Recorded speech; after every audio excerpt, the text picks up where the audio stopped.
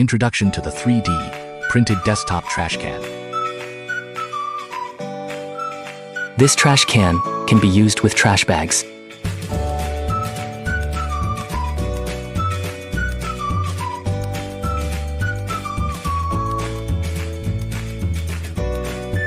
Easy to install.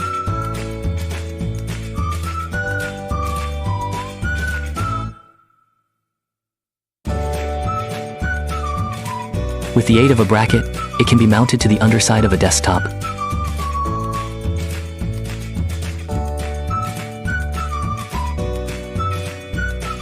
Saves desktop space.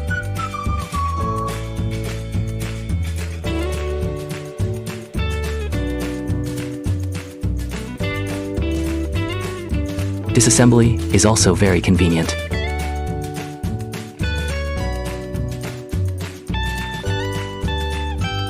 The bracket can be installed using double-sided tape or screws.